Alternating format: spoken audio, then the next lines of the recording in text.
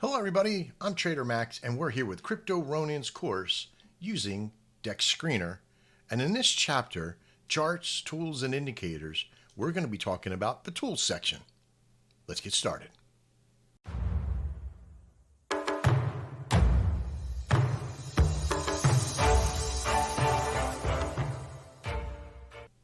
All right, so we're here on the chart system in dexscreener.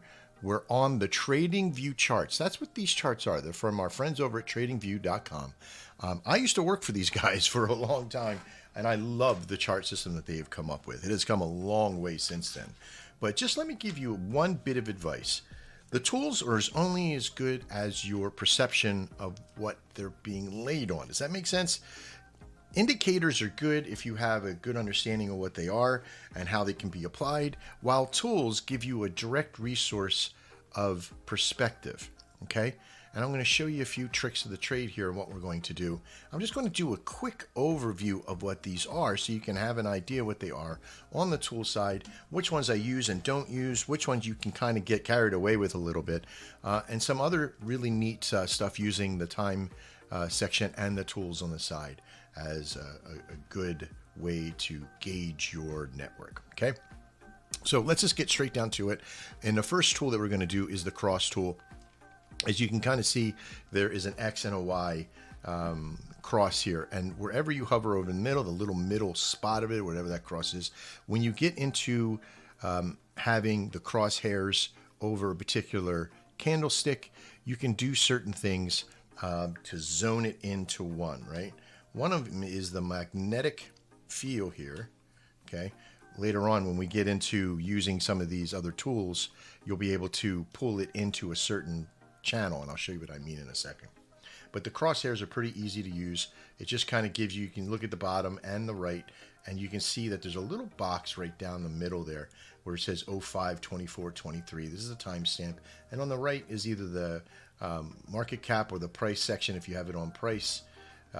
In this process. Now keep in mind that using any of the tools that we place on, like the bar here, if we go over to market cap, it will disappear and it'll have something else.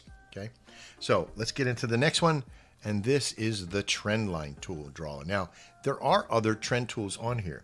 There's a simple trend tool, and you can also hit alternate and T to bring it up at any time, just like that, right? And then you can draw, so Alt-T, and you can do another one, right?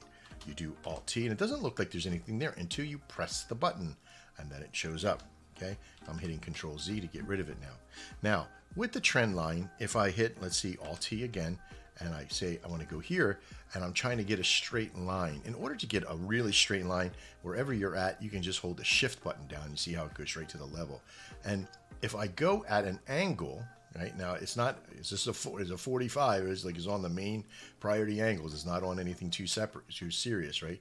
If I let go, then I can go at any angle. But if I go here, I'm going to start it out, right? So like this is, 12 o'clock or north. This is east or 3 o'clock, and this is like 1:30, right? So you have this. If you hold Shift and then release, you'll have a straight line or a straight trend line on a 45-degree angle. Okay. Let's look at some of these other ones that are in here as well. The horizontal line, when you come in, you just press it, it just goes all the way straight across. You just want one straight old line, and you can move it around by clicking on it, right? If you select one of the lines on any one of the other tools, you can still move it around and get to where it's going, but you can also just hold the button. Let's go back over to the regular trend line here, and I'm just going to press, and now what I want to do is see where the crosshair is? This is the magnetic feature. And if I press Control while I'm on the trend line, you'll see that little marker shows up there, little magnet, right? And what it's going to do is it's going to pull in. Let me get rid of this. I'm going to zoom in some so you can see. If I hit Alt-T to bring up a trend line, and I click on it, and I want it to be right on this, but maybe I'm having some issues with it. So I'm going to hover over where my cross is, and you see how it's on the vertical line here. If I hold the Control down, it's going to go right to the top or bottom of that candle. Okay, I can use that to create a little mini trend line at the top, the bottom. If I do it from here and this one as well, it does the same exact thing. So you see, using a trend line around just to kind of create the angle at the top so you don't have to kind of force it down, and automatically zip exactly to the top or bottom. Let's go into the horizontal line. We have a horizontal ray. A ray is something that's going to shoot all the way out from wherever you started at. So if you started there, it's going to go all the way there. I can't bring the ray, I can bring it up and down and it'll stay on that horizontal path. If I use a regular ray and I just press on, I'll have one where I put it to start at and the other creates the pivot point of wherever it is. Now, just like with the alt line, okay, with the regular ray, wherever my crosshair is, we'll zip it to the top of that as well. So when I push control, that magnet will show and start from that. If I bring it down to the bottom, it'll show there, and then I can place it where I want. Undo a few of those. The cross line is the same as the other two, but it just gives me a cross that I can kind of play with and give myself quadrants or whatever from the process there, and go from there. Again, these aren't really easy tools to kind of mess up. There are other processes in here, like you can create ascending and descending triangulations in here. You can do it the other way here. This is pretty cool. There's a good, like you can create trend line angles from that, right? From a top to a bottom, descending and ascending triangles, just like that. Right, so you can see things being forced. There's a lot of little ways to hook this in. Okay, let me get rid of some of these lines here. Now, I'm doing Control Z to get rid of the lines, but I can also just I can come down here and just hit delete, and it'll delete all lines. If I undo that, and maybe I don't want to see them for a second, and I can just go ahead, I can hit hide them, right? So I can turn them on and I can turn them off, or I can delete them, or if I hit this and see the object tree, I can hide and show the ones I want to see and not see. I can also lock the ones so they can never be taken off. Okay. So that's basically the trend line process. There's so many things in here. I would suggest that if you see one of these, we're going to have a really big trading system with lots like Fibonacci retracement and all that kind of stuff in the trend line system, to kind of show you what a lot of this stuff is. But for right now, the most ones that I use is trend line. I use a little bit of Fibonacci retracement, and we'll talk about those in our trading views, in our trading courses here at that point. So right now, the next one down, I'm going to go with a Fibonacci retracement. Now the Fibonacci system, and I'll have a whole course on Fibonacci, is just a drawing tool for trend up, trend down. You start at one place, okay, and you drag. If you're using Fibonacci down, you drag down. If you start from Fibonacci and you're going from the bottom to the top, it'll automatically tell which. Oh, I went the wrong way there. I'm frozen. Go back. It'll automatically be able to tell which way your Fibonacci is facing by the angle you draw from. So if I go down, see how it flips over, and if I go up, it flips down. So this has, again, you would have to know it a lot what the Fibonacci retracement tool is, but this is how to draw one. If you already know what one is, great. If not, we'll have a course that'll be almost like a whole chapter on this, because I use it quite a bit when I'm really trading like valued levels on coins that have a long-term history to them. Okay. We're really not going to get into too much work with the patterns in here, because there's a lot of patterns that we could really get into, triangle patterns, Elliott waves, and all that kind of stuff. But in the world of crypto, I'm looking for two main things: top levels and high levels and low levels and means. These are things that I'm really looking for all the time, because I believe that is the most powerful tool that we can utilize. And later on, I'm going to show you a trick in using your time frame to set certain color lines at certain times for certain time frames that'll give you support and resistance for certain time frames of the day. Let's look at the draw tool. Super simple. There's a few things that you can do with the draw tool. You can create a brush where you're just going to draw, of course. You have a highlighter where you can highlight a particular zone, if you will, like stay away from that zone. You can also apply certain, if you wanted to take pictures and send this chart to somebody and say buy when it gets to here, so all this is just going on. Like you can actually use this to create a a testing platform, like a back testing kind of thing, or even, you know, mock trading, you know, pretend trading in the fast to say, okay, as like if I come in and I say, okay, this was a buying signal. If I would have bought here, when I seen this, when it came down and hit the 50, okay, the 57 mark, and it bounced a little and it gave me a little, I bought in here, right? So you can actually see that that's at 63.36, whatever, right?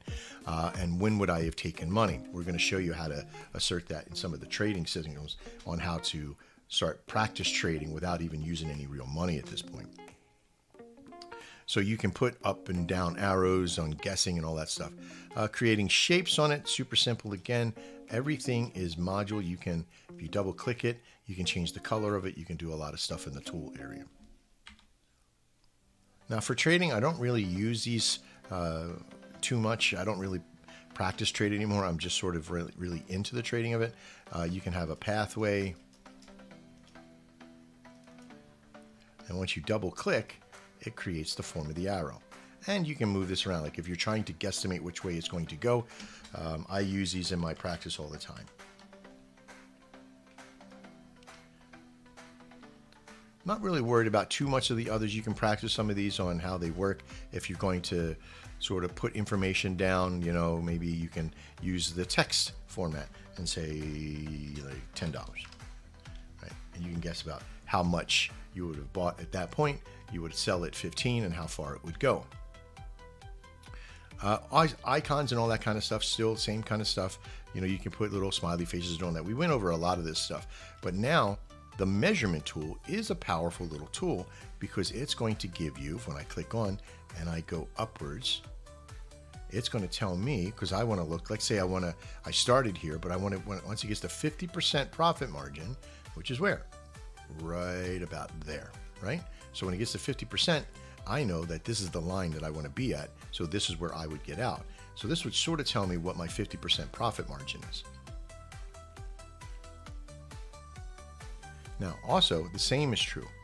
If I click on it and I go and it goes down, if I click over here and it's going down and I get to a position of, you know, how far is 50% down at that point. And this is where the Fibonacci tool is good too, because you'll have certain rates of pullback, and we'll talk about that in the trading videos.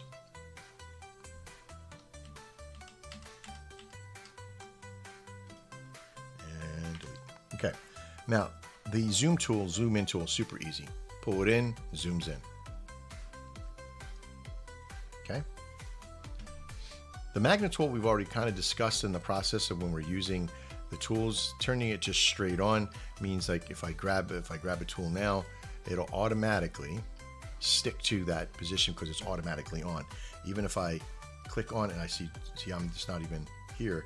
If I hold the mouse button, now since it's always on, when I hold control, it turns it off, right? So here I could just top it right there and it's automatically on. If I don't want it always on, I turn it to that direction. Locking the chart won't let you put anything else on it. I don't think I can. Oh, no, it does. Oh, because it unlocked. Okay. Like if I wanted to lock that item there, I can't pull it off. So if it's sect, I can lock it. If I go to a new tool and I put something on, see, it's not locked, but if I select it and then I lock it, then it's locked. And when I go back to this one, see, it's locked as well. I can unlock it from there. If I don't want to see any of them, I can turn them off and on. But when I delete them, I can delete them all, or like we said before, I can go through and lock and unlock the ones or get rid of them completely from that position. In the videos to come, we're going to talk about support and resistance a little bit, just to kind of show you the lines and how to adjust some tricks in here using dexscreener in the support and resistance process, and whether or not to use market cap or price action or what have you, or price in the process. All right. I think that's about all I have for you on the tool side. Again, keep the tools limited to a few. You don't have to have a Christmas tree. You don't have to have 50 rainbow charts all over the place. Having a high, a low, a mean, very powerful. If you want to see trend lines and how to spot trends with lower lows and lower highs, then that's another way to do it. All right, I'm Trader Max. We'll see you in the next video.